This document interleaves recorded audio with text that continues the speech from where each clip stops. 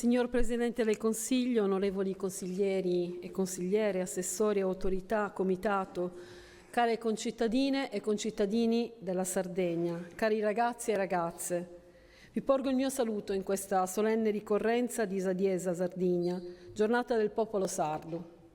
231 anni sono passati da quando il popolo sardo, in quel 28 aprile del 1794, si ribellò all'oppressione.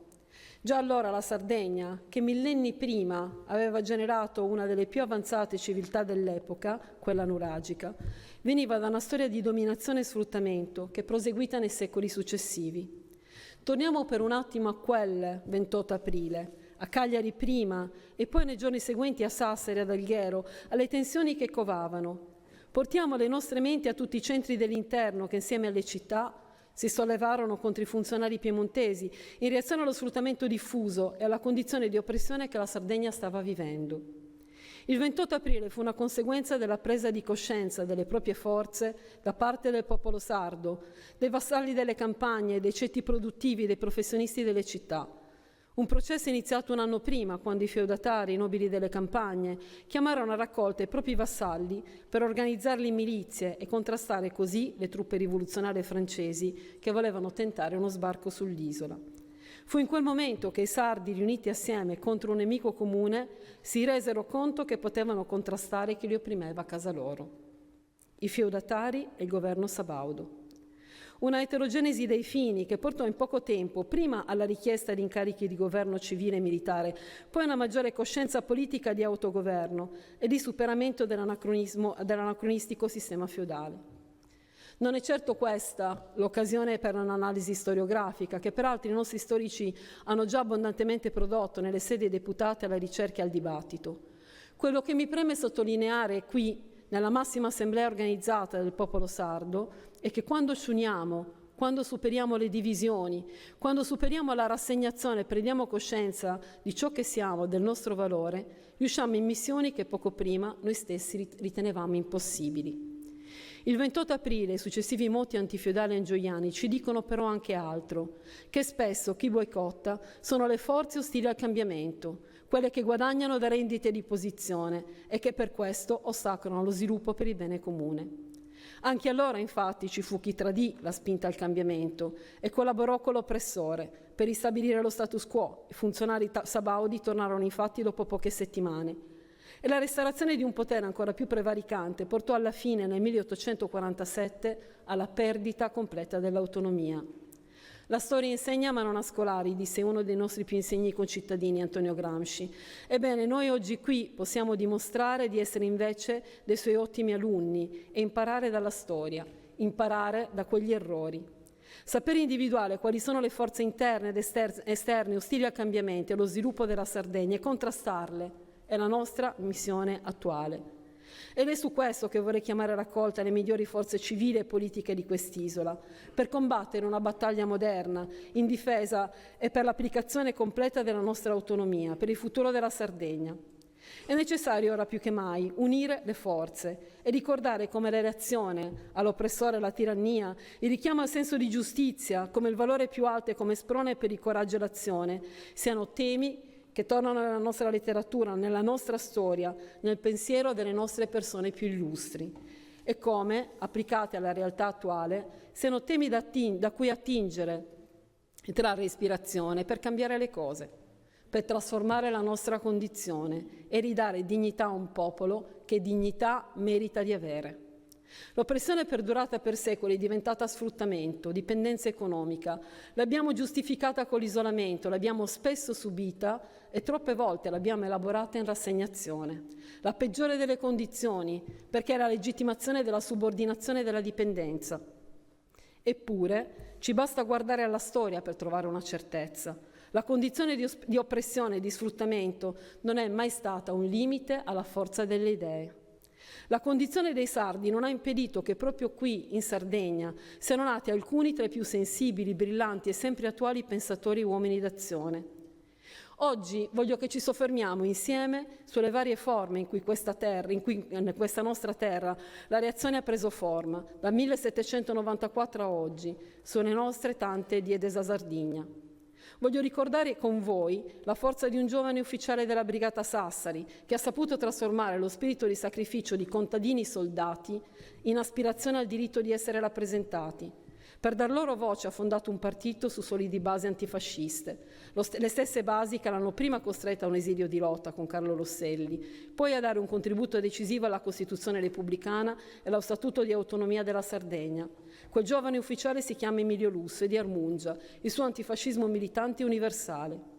Voglio ricordare con voi l'elezione straordinaria di un ragazzino povero che è stato capace di produrre uno dei pensieri politici più originali del Novecento. Un pensiero ancora vivo oggi nelle università di tutto il mondo per la capacità generativa che le sue idee sono ancora in grado di sprigionare. Quel bambino si chiama Antonio Gramsci, è nato ad Ales e cresciuto a Ghilarza. Il suo pensiero è del mondo. E voglio ricordare ancora con voi l'incrollabile senso della giustizia di un ventenne che durante i moti del pane nel gennaio del 1944 pagò col carcere l'impegno e l'attivismo profusi per sfamare la sua gente. Quel ragazzo sarebbe diventato poi segretario del più grande partito comunista europeo, capace di porre il dialogo democratico e la moderazione al centro dell'esperienza politica italiana, di rigenerare il pensiero progressista europeo in chiave di autonomia e indipendenza da Mosca e di porre al centro del dibattito la questione morale, con parole che hanno ispirato generazioni di giovani ad impegnarsi per la cosa pubblica. Quel ragazzo sarebbe stato capace di dialogo concreto e leale con le sue controparti politiche, penso ad Aldo Moro, a Giorgio Almirante. Quel ragazzo si chiama Enrico Berlinguer e di Sassari la sua rettitudine e il suo pensiero sono patrimonio europeo. Tre grandi esempi, tre vite che ancora oggi sono capaci di trasmettere energia e voglia di impegnarsi per cambiare le cose. Ognuno di loro, a suo modo, ha tenuto viva la fiaccola accesa il 28 aprile 1794. Ognuno di loro ha creduto nella possibilità di emancipazione del popolo sardo, sia essa sociale, politica o culturale. Ognuno di loro ci ha insegnato a non rassegnarci, ma invece a guardare avanti con coraggio e speranza. Ed eccoci al presente, al nostro compito attuale. Cosa significa oggi, nel 2025, mantenere viva questa fiaccola, quel coraggio, quella voglia di reagire? Quale idea di Sardegna vogliamo costruire ispirati da questo grande passato ma con lo sguardo rivolto al futuro? Una Sardegna dell'emancipazione sociale, un'isola in cui nascere in una famiglia povera non significhi essere condannati ad avere meno opportunità, in cui ogni bambino e bambina possa studiare, crescere e costruirsi un futuro qui, senza dover andare via, se non per scelta.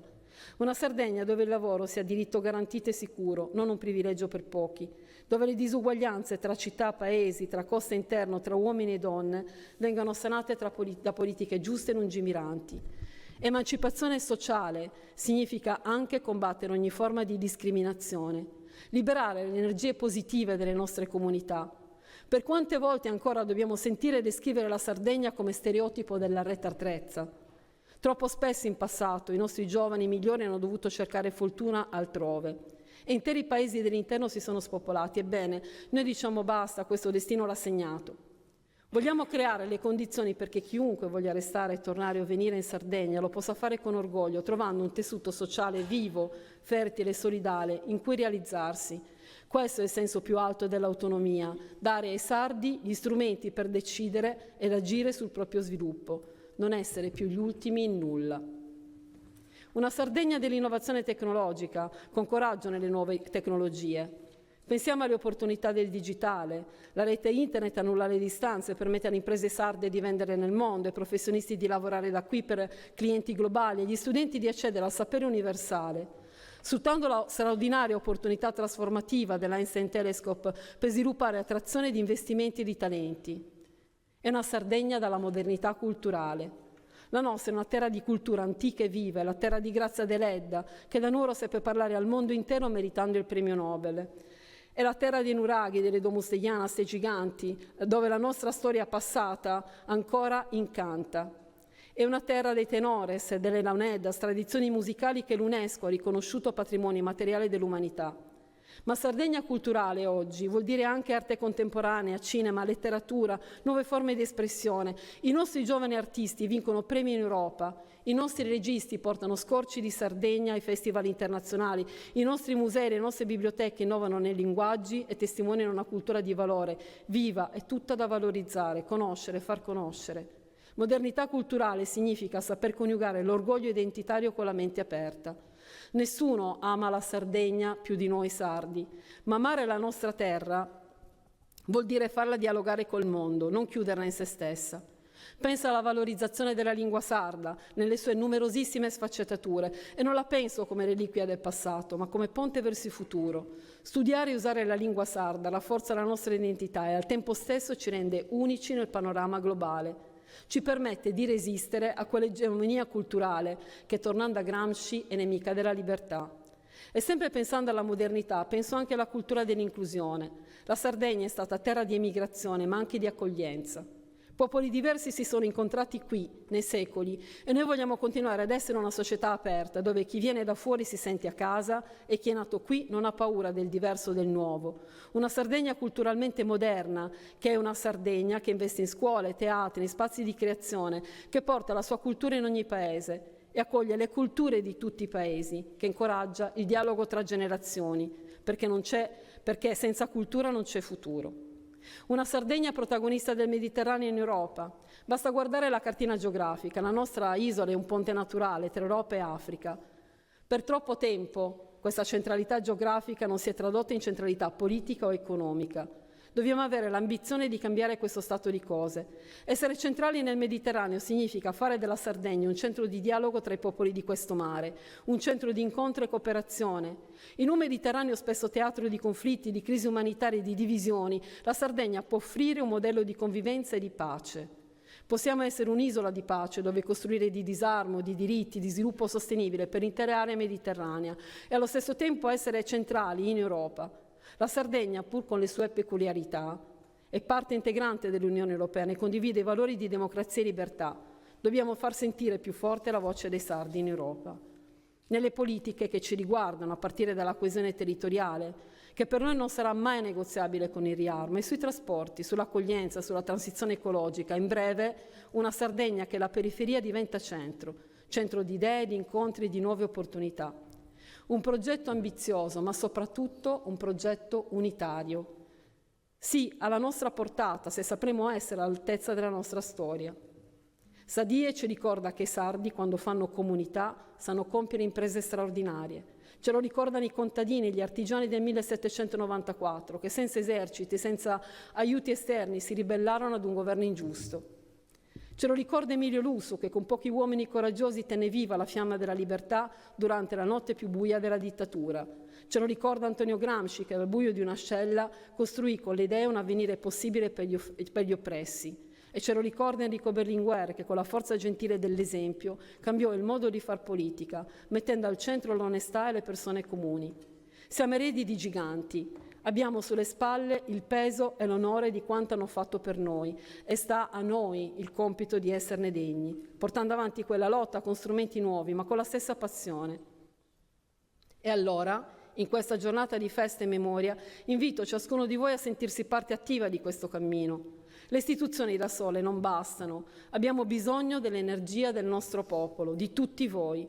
Abbiamo bisogno dei giovani, di voi giovani che mi ascoltate, perché siete voi il seme del domani. Studiate, formatevi, partecipate e come ci esortava Gramsci, istruitevi perché avremo bisogno di tutta la nostra intelligenza, agitatevi perché avremo bisogno di tutto il nostro entusiasmo, organizzatevi perché avremo bisogno di tutta la nostra forza. Abbiamo bisogno della forza e della saggezza degli anziani, memoria storica vivente delle nostre comunità. Abbiamo bisogno dell'impegno delle donne sarde, che da sempre sono colonne della nostra società e oggi più che mai contribuiscono con talento e competenze in ogni campo. Abbiamo bisogno degli imprenditori onesti, dei lavoratori instancabili, degli insegnanti appassionati, degli artisti, dei contadini, dei pastori, di tutti coloro che amano questa terra e ogni giorno, magari in silenzio, fanno il loro dovere e qualcosa di più per il bene comune. Un popolo per risollevarsi deve camminare unito, ce l'ha insegnato la storia e io so che il popolo sardo sa essere unito nelle sfide cruciali. Insieme, con unità, orgoglio e speranza possiamo davvero rendere la Sardegna ciò che può e deve essere, una terra prospera, giusta, innovativa e aperta, una terra il cui il fatto di essere un'isola in mezzo al mare non sia più un limite ma una singolare ricchezza. E tanto, come in tesanno passau, Luca Rionare Rinugoresu, buona diede da Sardigna a Tottusu.